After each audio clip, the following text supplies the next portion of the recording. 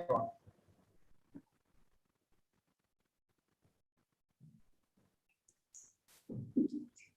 Okay, you can begin now.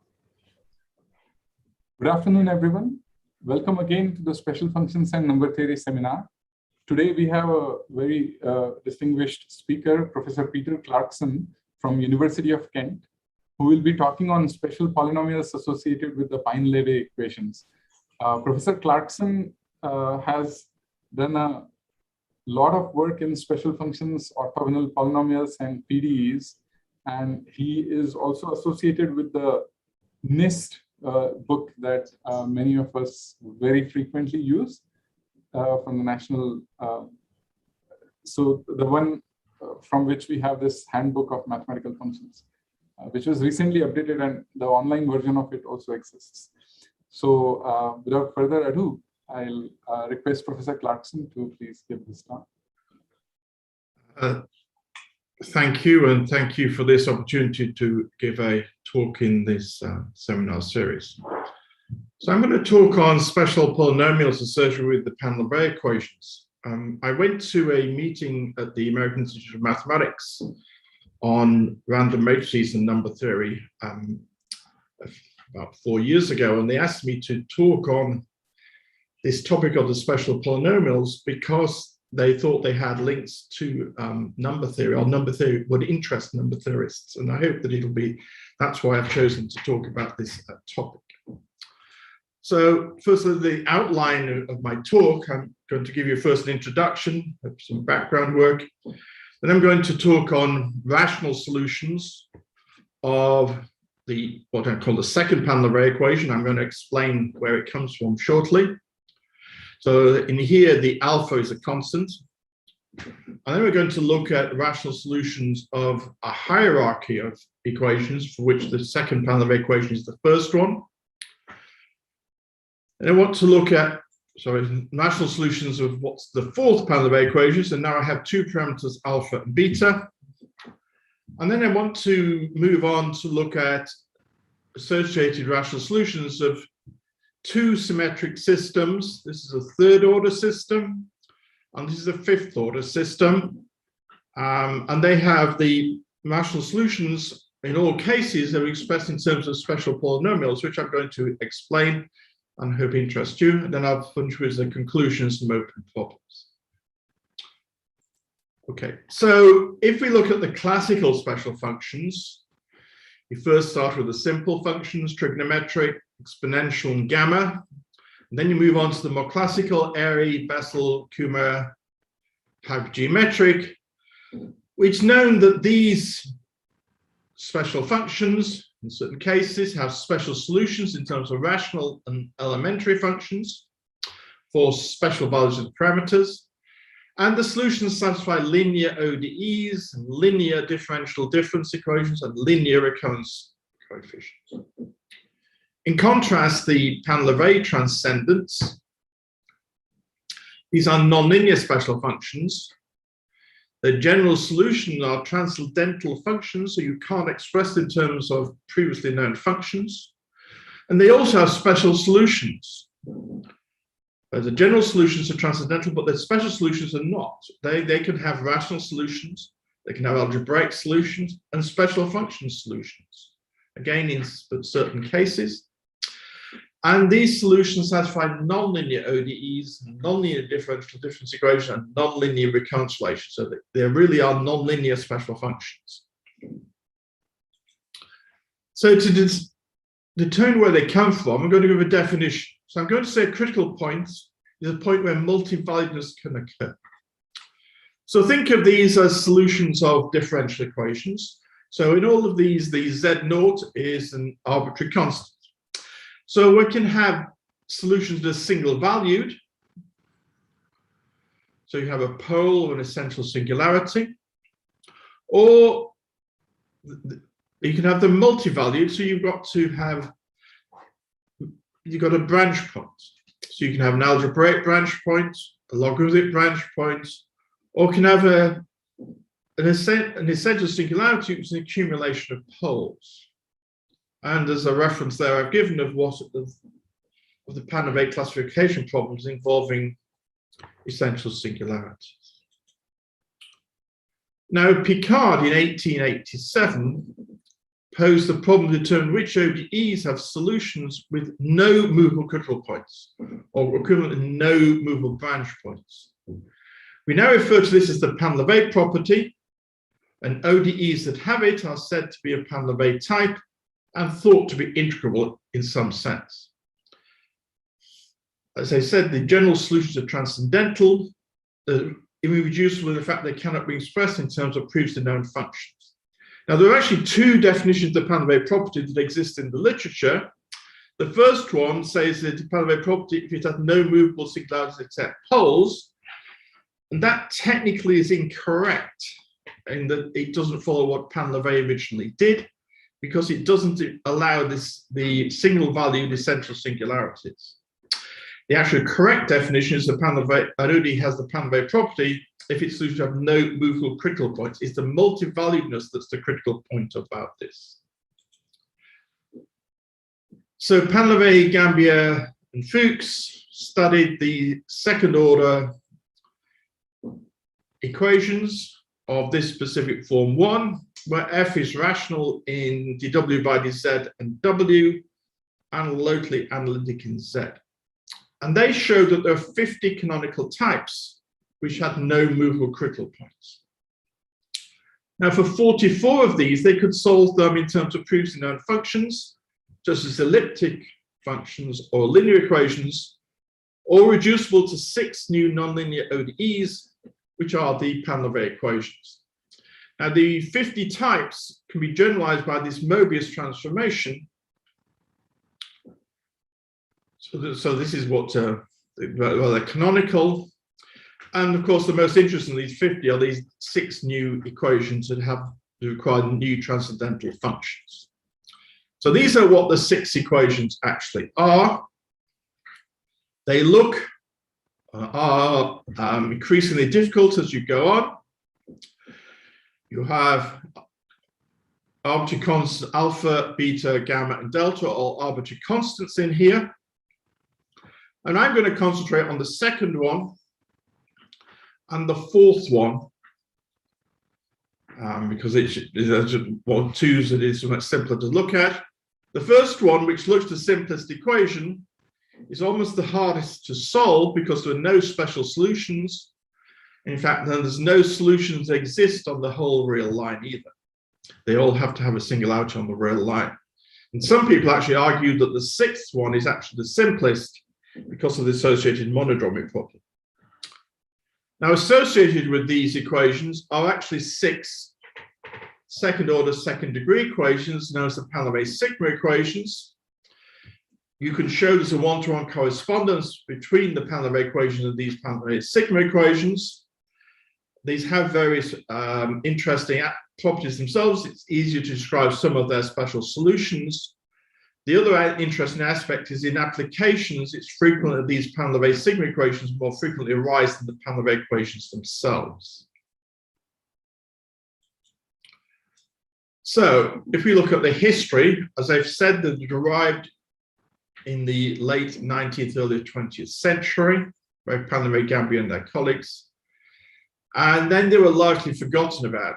Pandava himself became the French Prime Minister on, I think, about 3 occasions. They were then studied in Minsk, Belarus, and much of their work is published in the journal Differential Equations. But they first really came to prominence in the 1970s. Bamuk et al. Showed that the correlation function of the 2-dimensional Ising model is expressed in terms of solutions of Pandava 3. Alderich and Seeger demonstrated a close connection between completely integral PDEs solved by inverse scattering, the so-called soliton equations, such as the KdV and nonlinear Schrödinger equations, and the Pandava equations. And then using those kind of ideas, Flashgett and Newell introduced the isomonodromic deformation method, which is a form of inverse scattering for ODEs. And what this does is express the Pandava equation as the compatibility condition of 2 linear equations, which can be studied using Riemann-Hilbert methods. And there have been various studies of these. And there's been also various algebraic and geometric studies of the Pandava equations, primarily by people in Japan, firstly by Akamoto and subsequently by Naomi Umemura Yamada et al. Now, there are a chapter in the Digital Library of Mathematical Functions, which is this rewrite of Abramovitz and Stegan's Handbook of Mathematical Functions. As was mentioned earlier, it is online. And the difference is that they appear in the NIST handbook, but they weren't in the original book by Abramovitz and Stegan. And I was fortunate enough to be asked to write this chapter, and this is all available online. And this is some of the properties that are discussed in there. Now, this is not a standard book, it's a handbook, so it just gives information rather than discussions. So if I look at some properties of the Pandava equations, it can be written as a non-autonomous Hamiltonian system. The second to the sixth have Backlund transformations. You'll see one in shortly, which maps solutions of a given equation to the solution of the same equation with different values of the parameters. And they are associated to affine Weyl groups. Pandava 2 to 4 have rational solutions.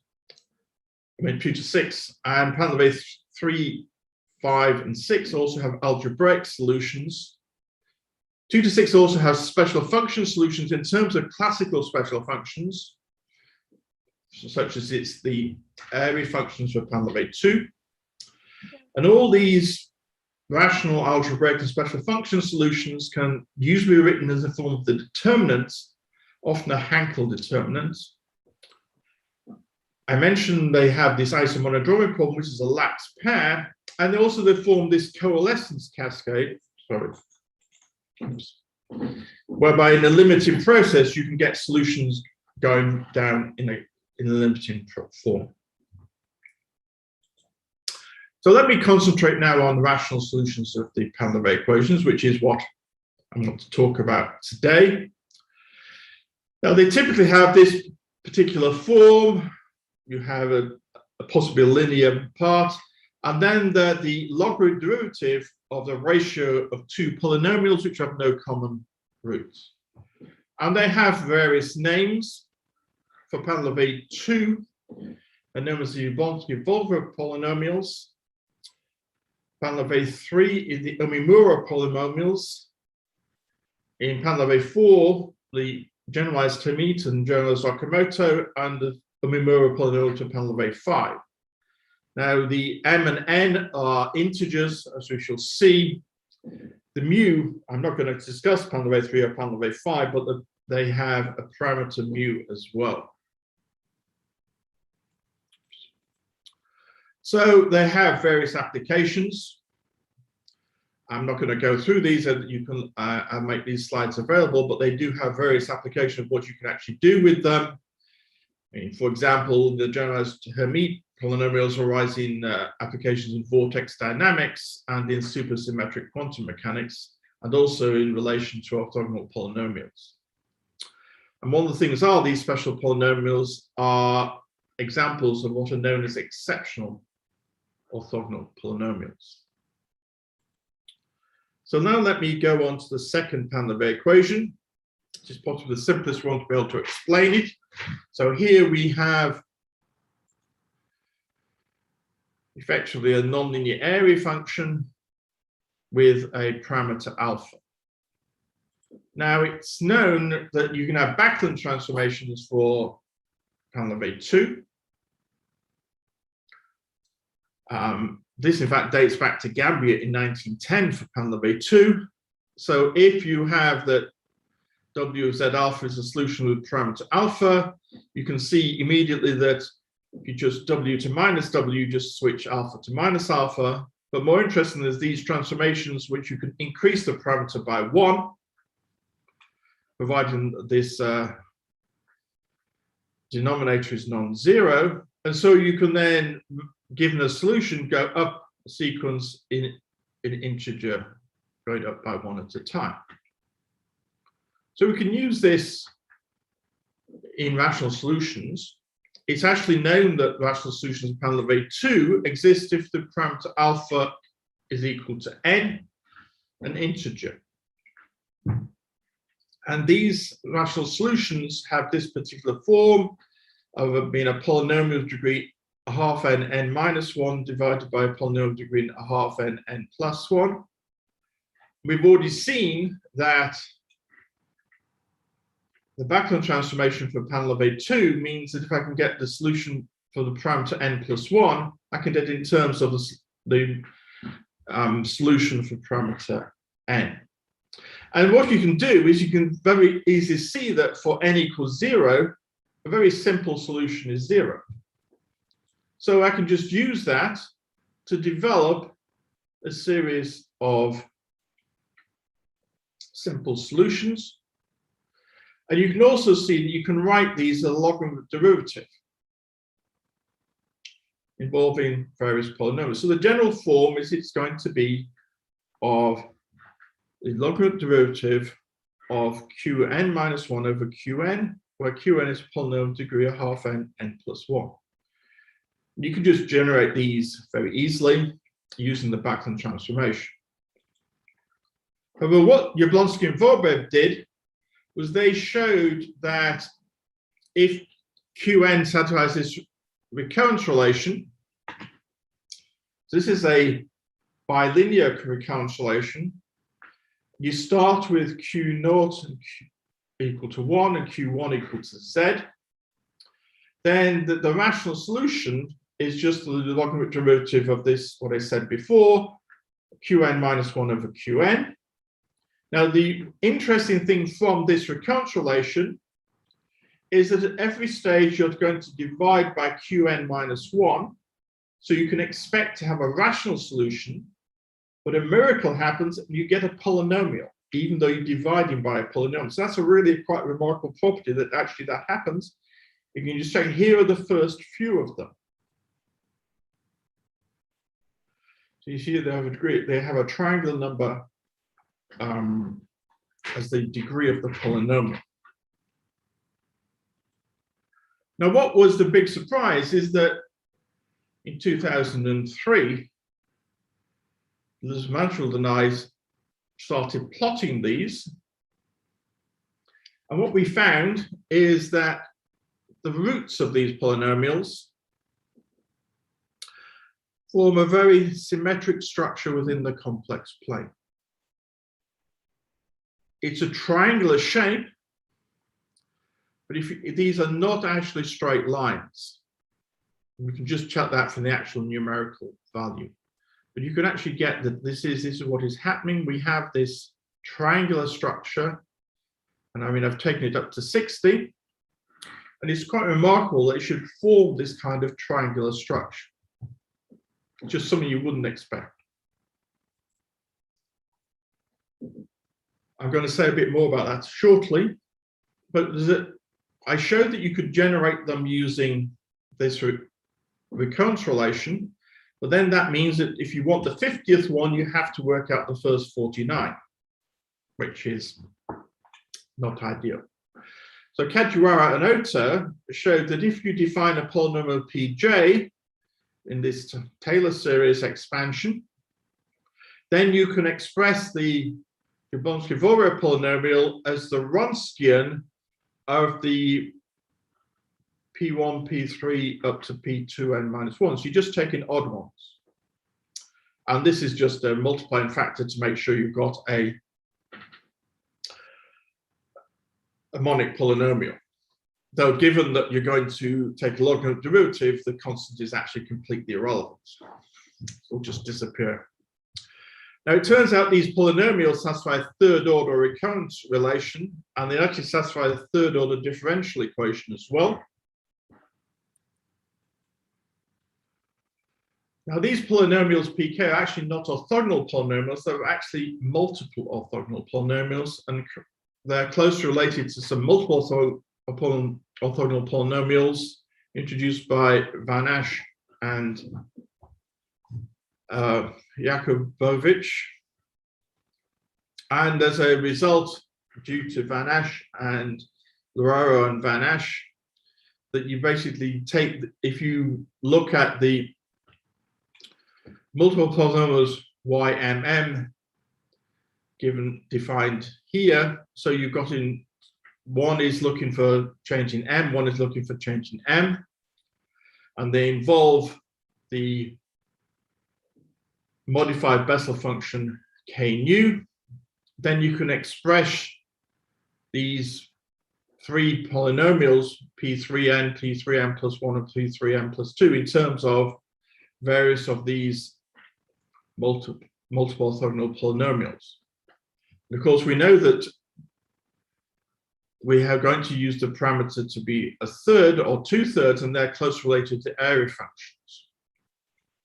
So if you actually look at where the roots are of, say, P25, P26, and P27, then what you see is that they lie on three lines in the complex plane, either on the positive real axis or on lines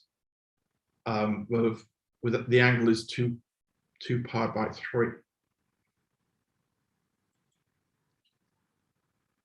Now, also, if we define sigma n to be -1/8 z squared times just the logarithm of qn, where qn is the Jablonski-Volcker polynomial, then sigma n satisfies this second order, second degree differential equation, which I mentioned related to Pandava 2.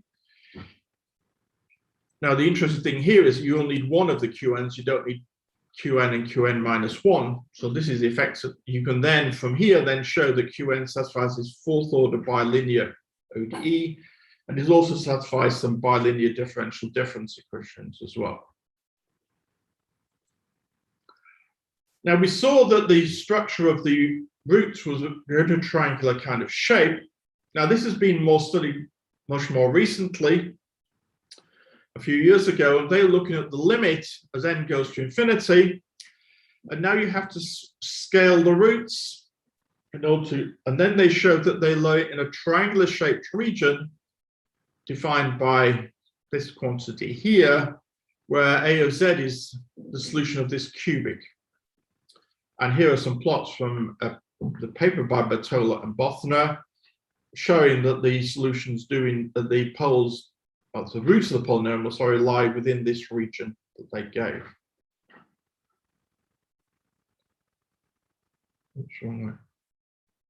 Now, also what you can do is if you take what I've got a curly qn to be this scale version of qn, and I put three of these together, so I've got Q24, Q28, Q32, to try and show that they match. You see a very interesting pattern of the roots. There's sort of almost a self-similar pattern within it of themselves. So yet we don't understand why it creates this kind of pattern, but you see a very interesting pattern of the roots within the roots of themselves, of what they're actually doing. It's kind of curious what you can actually do with this. I spend quite a bit of my time playing with these plots, but they create pretty pictures at least. Now, if you want to actually look at the of this region, the vertices are given by this particular quantity here, which are the zeros of the discriminant of this cubic. And these lines, the curves, meet at an interior angle of 2 pi by 5. And that suggests a limit to a solution of Pandava 1, which we know has a discrete transformation, discrete symmetry involving 2 pi by 5. And in fact, what you can do is you can effectively show that you can make a limiting reduction from these solutions with the parameter n by rescaling the w and the z. You can actually get down to Pandava 1. So we're showing that the solutions are actually going down to some solutions of Pandava 1.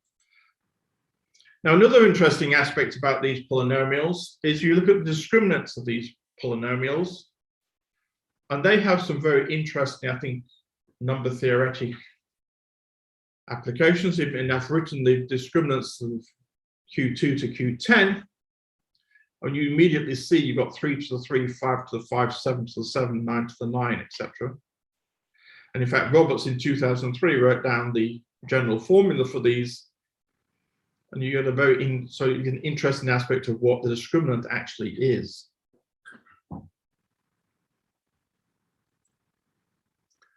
So now let me move on to this Pandava A2 hierarchy. The Pandava A2 hierarchy, you can derive for all of the integral systems like KdV and modified KdV, you can write a hierarchy of equations, and we can get Pandava A2 from the modified KdV equation. So if you take a scale reduction of the modified KdV hierarchy, you get this hierarchy of ODEs, so of second order, fourth order, sixth order, etc. And you can show that they all have rational solutions of a similar form to what I had for Pandava A2, the logarithmic derivative of a Qn over n minus 1 over Qn. They're monic polynomials of degree of half n plus 1, which you can express as Wronskian. I'm not going to go into the details too much.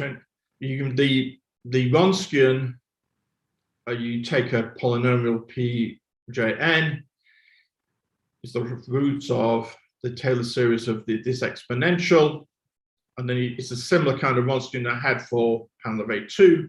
You've just now got an n here, and that's what you can get out of it. And you want to know what happens to the roots of this as little n goes to infinity or capital N goes to infinity. And we know that the absolute value of the largest root grows like little n to the 2 capital N over 2 capital N plus 1. And here are some plots of some that actually, you first see a pentagonal structure, septagonal, 9-shaped, 11, etc. So you can actually get increasingly exotic kind of patterns coming from these roots. And if you take them even further to higher values, you just again get a lot more structure within the roots of these polynomials.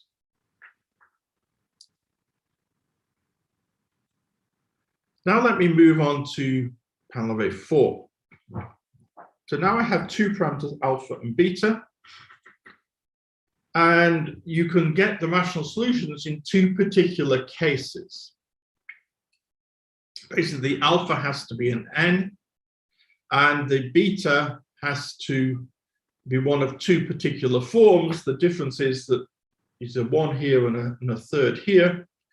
And if you put in the what I'm going to call an AB plane, where A is alpha and B is the square root of -2 beta squared, this is what those rational solutions where they occur.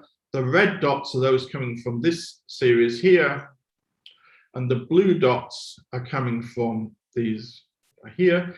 The blue lines are where you can get special function solutions in terms of parabolic cylinder functions, and where they meet is where you get the special cases that the parabolic cylinder function becomes a Hermite polynomial.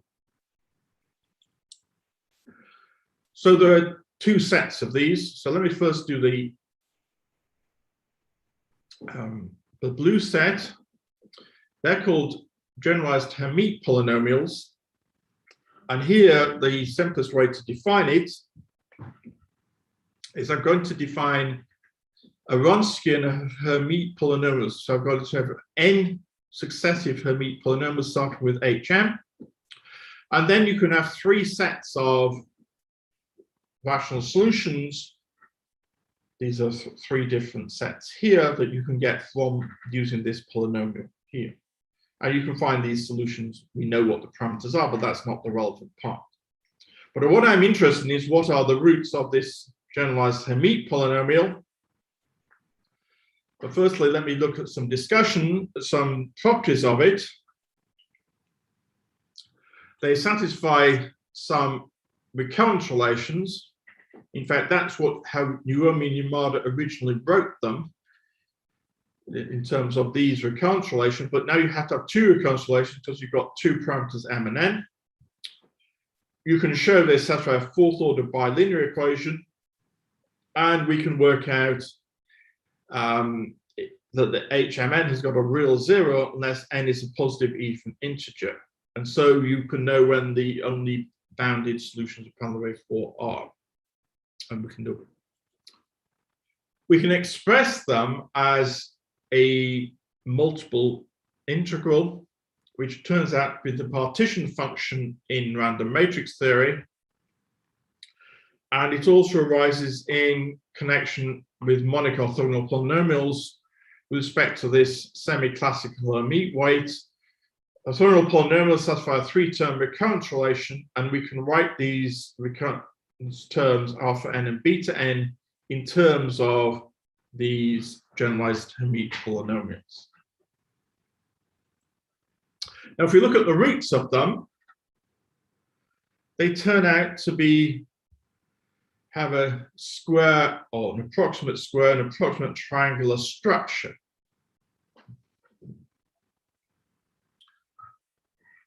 Now, clearly what the interest is what is going to happen as you take go to a large limit. And there's been some very recent studies about the limiting region for the zeros of HMN for large M and large N. I'm not going to go through the details. This is a very recent paper by Mazzarero and Muffelson where they plot the zeros of H2216 with a square root of 16, and they can explicitly write down what that curve is that they've got. The black curve there, the blue dots are where the polynomial actually is, are the roots of the polynomial. You can also do the same game that I played for the generalized, for the Jablonski-Volga polynomial, and plot three of them at the same time. So if I put H18, 18, H21, 21, H24, 24, where I'm scaling it with a root n here, when you get these three sort of self-similar structures, and if you go up in fours, you get four of them. Again, we don't know why, we just simply find these things out of a self-similar structure. And if you change it to not being square, but a more rectangular situation, where now I've got 3 to 4, then I get 3 by 4, and I've got 4 to 5, you see this self-similar structure. Now, this must mean something about the structure of these polynomials. You can get these very interesting patterns coming up. So the scaling I've done here is the square root of m plus n. So you can definitely see the roots are going into a definite region. So that's the blue set. The red set I had before, if I go back. If I'm now going to look at the rational solutions of these red sets, which are these red dots in here. Now they're more complex. The first work about this was done by Akamoto in '86, who gave a bilinear recurrence relation,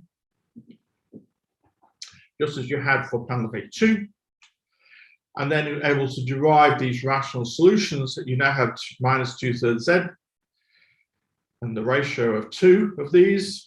And they give you these solutions of Pandava 4. He gave a second set, a similar kind of bilinear recurrence relation, slightly different starting points. And again, you got these solutions, and now the powers of this are, these are polynomials of degree n squared. And you can actually write them in the form of determinants. The determinants for the first set they go up in threes, starting with phi 2, where phi m is a scaled Hermite polynomial. The R and S are just constants to make them monic. And you signed up for the R polynomials. You see two triangles. Well, they're not exactly triangles. They've got, because the sides are curved, you can tell by the actual numbers. And then for the S polynomials, which start at phi 1 and go in threes, you have the two triangles, and then you have a row of roots along the real line as well. And we know the size of the triangles is related to what the n is. That's what we know. So the Akamoto polynomials started off as having these two distinct sequences, one starting at phi 2, the other one starting at phi 1 in threes. And then Naomi and Yamada defined a generalized Akamoto polynomial that effectively combines these two sequences together. Now, it's turned out to be convenient to slightly rename them in order to describe the rational solutions of Pandava 4. So the first one I'm going to call sigma mn, which is just a different combination, but you'll see why in a minute. I'm going to call it sigma nn. So that's omega nn, and I've got sigma nn as well. So the first one in particular has the first integer is bigger than the second, and the second one is that the second is bigger than the first. So you see the subtlety difference, that what is the really fundamental thing about the generalized Akamoto polynomials that I've defined as the QMN is whether m is bigger than n or n is bigger than m.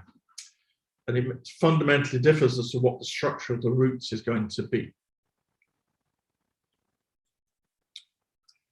Now, what you can show is that if you take the generalized Akamoto sigma mn, there's a similar result, so omega mn.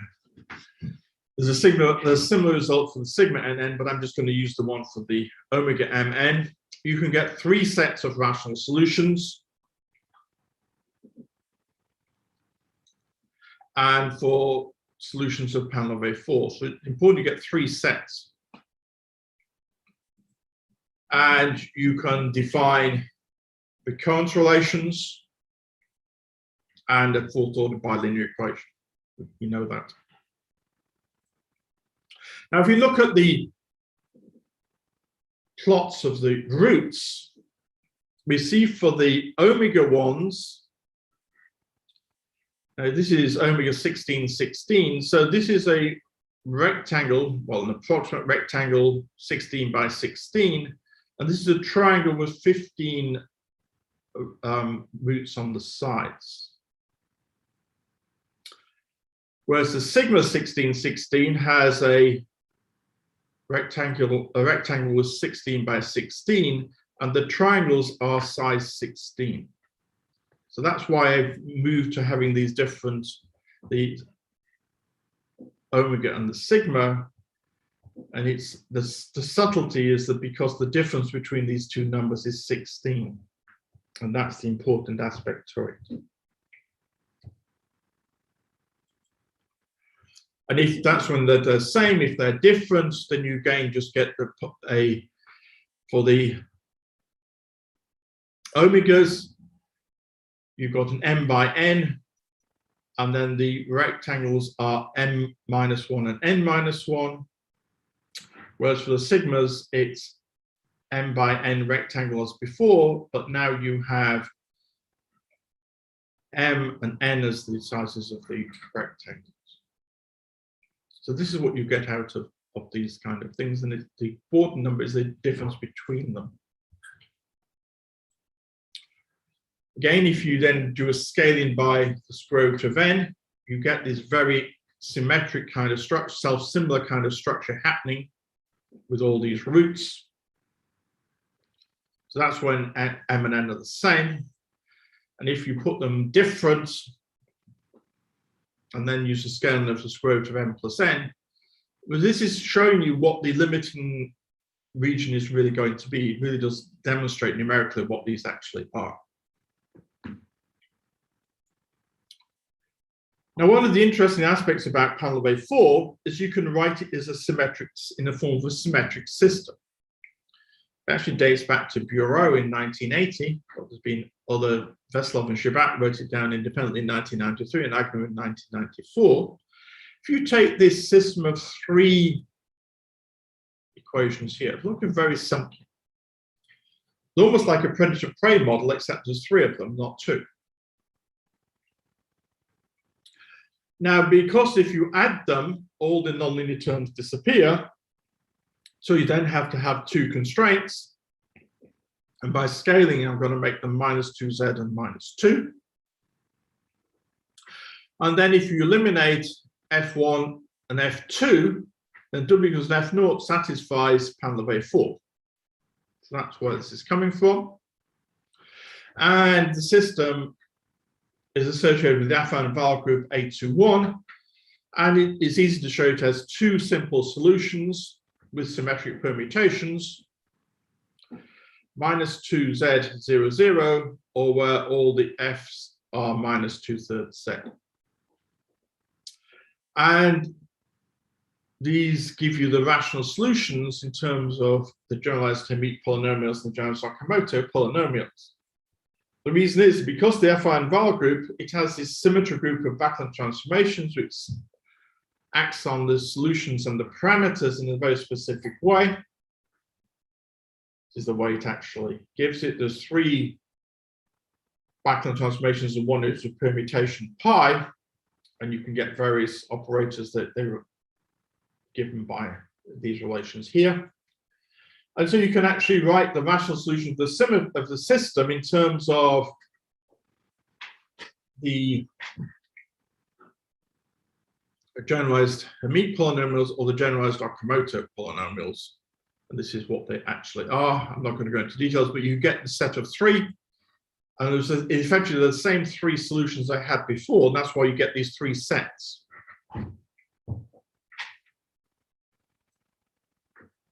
Well, what Naomi and Yamada also did is you can make a hierarchy. Instead of using the Afan-Val group A21, you can use the Afan-Val group A2n1, and then you get a system of n+1 equations, which you can write in this particular form here. Again, we have to have 2 constraints because if you add them all up, the nonlinear terms disappear.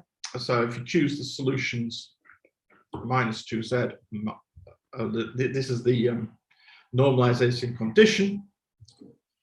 You can see that it has some special solutions where you can have the first 2k of the f's to be the same, and then all the rest to be 0, or you can have, you can then have the constants, the first 2k plus 1 to be the same, and all the rest to be 0. Now, there are 2 extreme cases whereby you firstly just take f0 to be -2z and all the others to be 0. Or you take them all the fj's to be the same and to be equal. So let me now concentrate on the A41 systems. This is a system of 5 equations.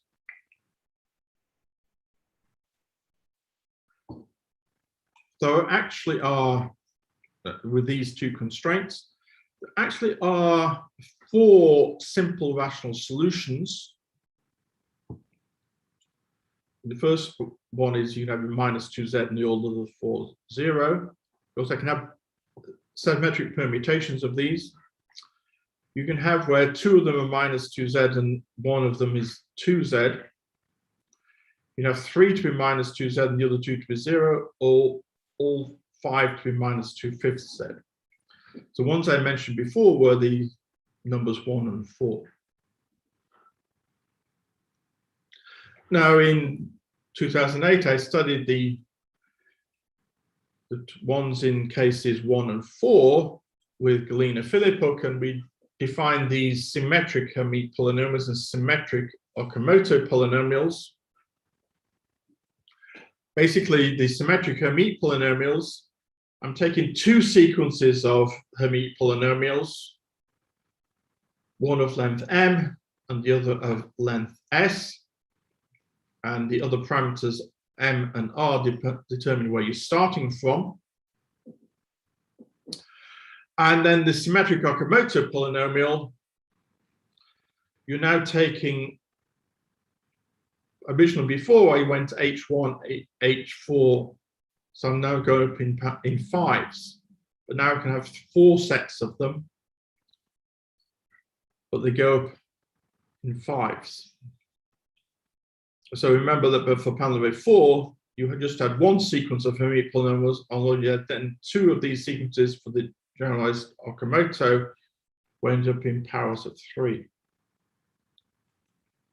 So if you just plot the roots, then what you have is you get sort of like 2 rectangles for the symmetric Hemi polynomials that are sort of overlapping, but you don't get any roots, only multiple roots. So all roots are simple.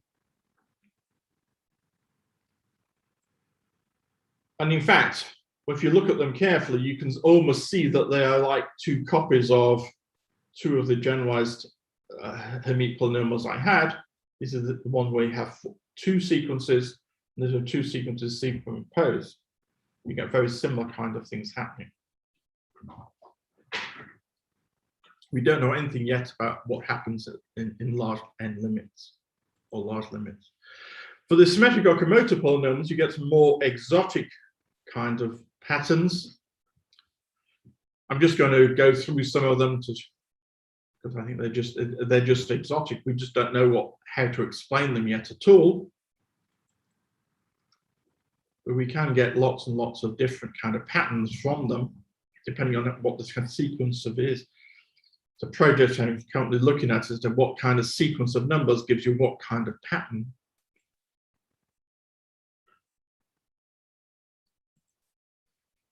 And then last year with David Gomez-Olarte, Yves Grandante, and Robert Milson, we looked at this A41 Pandava system, and we know it has some different solutions from these rational solutions. From the sleeve solutions, you can either have these, what I'm now going to call 2 block. I call them symmetric Hemi polynomial before, so 2 blocks. What we're going to call the 3 Locomotive polynomials. Now, what we've done here is we've taken the first 2 like we had in the generalized Locomotive polynomials, you go up in 3s, and then we added a third one, but now we need to have 4 parameters, and the third parameter R has to be chosen so that it's not one of the H that has happened before. Otherwise, you get a Wronskian with 0. And then what we call the 5 Akamoto polynomials, where you just go up in 5s. So these 3 Akamoto solutions, where you have the freedom to choose the R, are the new solutions that we didn't have before. We can classify them completely. So now let me just concentrate on saying something about these. Again, they come in 3 different types. We know that R can't be any of these numbers, so it can't be any of the polynomials that exist in these 2 sequences. It can either be a multiple of 3, it can be 1 plus a multiple of 3, or 2 plus a multiple of 3. And you just get different patterns. I'm just going to show some pictures. I'm not going to try to explain them. We know how to get these actual solutions of the original system of 5 equations. So here's in type 1. Type 2, again, we don't yet know how these patterns relate to what the numbers actually are. That is still something that we're just trying to work out, just purely by, and here in the 3, you see certain similarities to the generalized Akamoto, but actually they've got other things happening as well. Some of them actually are a generalized Akamoto, like this one actually is. So the conclusion is that the roots of these special polynomials, such as rationals and variations, can be shown numerically to have very symmetric regular structure in the complex plane. We don't fully know why. We don't know why at all, really. We first found these plots almost 20 years ago and we're still working on them, still doing various experiments with it. The roots have certain discrete symmetries, which are a consequence of the discrete symmetries of the associated Pandava equation, but they don't explain it completely. And we can show that these special polynomials, which are defined by Wronskian, satisfy second-order bilinear differential difference equations and fourth-order bilinear and homogeneous differential equations. And some open problems is, can we find an analytical explanation and interpretation of these numerical results? For example, is there an interlacing property for roots in the complex plane? What is interlacing in the complex plane? We know what it means in the real line, but we have no idea. Don't think it's an analogous definition in the complex plane. Can we find a generating function? Are they orthogonal either on a complex curve or in the domain of the complex plane? And do they have applications, other applications, for example, in numerical analysis? We know that orthogonal polynomials do. Okay. So thank you. Thank you for your attention. Thank you very much, Professor Clarkson, for a very nice talk. Are there any questions for him? I have one question or two. Sure. Yes, Fatma. Hello. Hello. So I was going to ask something from number theory and I guess random matrix theory maybe. So John Keating was giving a talk on some joint moments of the zeta function. Yeah. Yeah, and so okay, so he had the talk on the Hardy Z function and the joint moment with the Hardy Z function. So he says that in the results for these moments, these Pain-Levé equations appear. I don't know which one. It's Pandava. He gets Pandava 3. And his solutions, I believe, are in terms of Wronskians of modified Bessel functions. I see. So he made a comment at the end of the talk saying that there might be an interpretation of the Pain-Levé hierarchy that correspond to joint moments with the higher order derivatives of the Hardy Z function. Do you have anything to say about that? It's an ongoing research. I'm aware of the work of John Keating in his group, and I have interacted with them about solutions of Pain-Levé. It's primarily Pain-Levé 3, but sometimes it's Pain-Levé 5. But it's mainly that they've got the solution in terms of Bessel functions rather than rational solutions. But it is an interesting aspect of what you can do about that kind of thing, yes. I see. So that's where they're coming from. I think they got so I remember the integer case of Bessel functions, whereas to get rational solutions, you need the half integer modified Bessel function. Then you would get rational solutions. We have done study.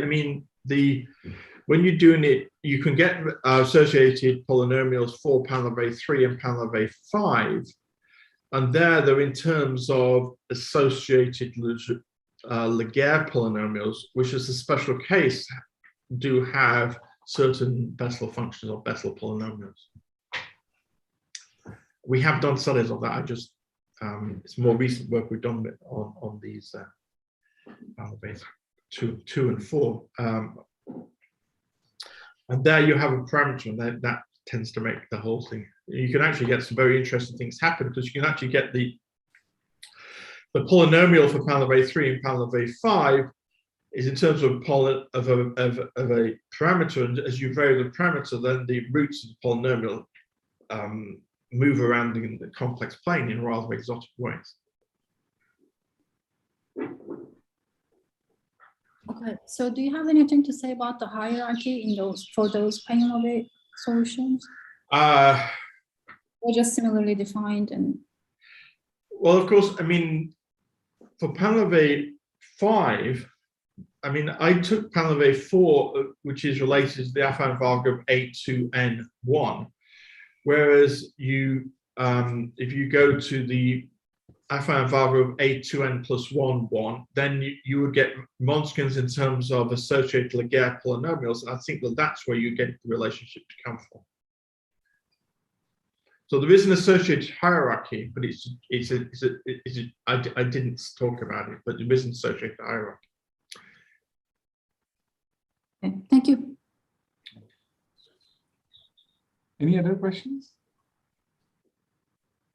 So I had a couple of questions. So one was in addition to what Fatma was saying about applications. So are there any, so I know there are a lot of studies done on the Jablonski-Voroshov polynomials with regards to number theoretic usage, like Kaneko did on the coefficients of these polynomials. And there were also some periodic valuations of some sequences associated to these polynomials that Victor Moll and his co-authors had worked on. Victor Moll. Oh, Victor Moll, yes. Yeah. So for the other polynomials that you were mentioning, like the Locomotive and others, are there number theoretic studies done, or is it in the making? I don't know of any that have been done.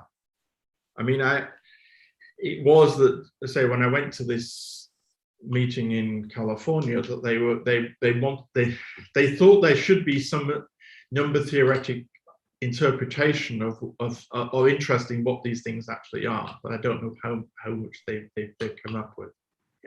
I mean, that was that's why I chose to talk about this in this seminar, because that's, in fact, it was John Keating, I think, was one of the people who wanted me to talk on these polynomials. I mean, in some respects, these are the simpler ones. If you go into Pandava 3 and Pandava 5, because you've got a parameter, it's slightly more complex, but it is an ongoing work of what we're doing. Right. And my other question was the beautiful pictures that you showed. So are there any, I saw some of them which exhibited self-similarity. Is that true? Yeah. You have? No, it's not proved at all. In fact, that is something that I did some numerical experiments earlier this year, trying to look at what happened as n gets large, and I just happened to put some together, and I saw this self-similar structure come out. That's really I mean, and when I gave a talk on it, somebody said, "Oh, it just happened by chance," and I thought, no, I don't think it has to happen by chance. There's something in there, quite what there is. I mean, you don't get those kind of self-similar structures without. Although, what I should also say that the Pandava equations, my experience of having spent most of my research career working on them or being involved with them, is that they always have these almost magical properties coming up with. Like anything with integral systems, they just have more and more interesting properties, and that's just something that's come out, and it's purely just trying to look at things, what's happening, putting things together, almost just playing, basically. Experimental mathematics, just trying to give problems for graduate students and others to try and understand and what happens. I mean, whilst we had some of these results a while ago, we're still learning much more about the polynomials. I have a graduate student looking quite closely at the generalized Akamoto polynomials at present, in looking at some other properties of them that are really quite intriguing as to showing what's happening. Oh, very nice. Yeah. Any other questions?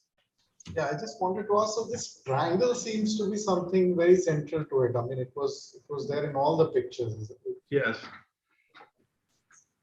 I don't know why. It's very fascinating.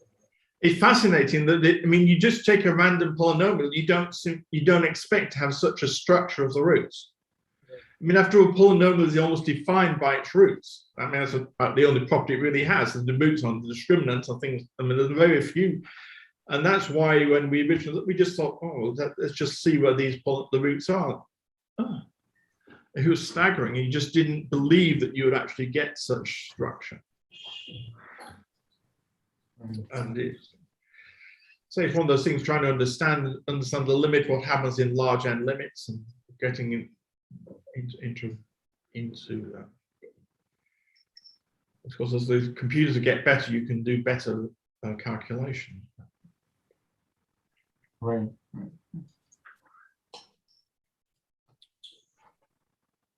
Okay. If there are no further questions, may I request all to unmute and clap for the speaker? Yeah, so.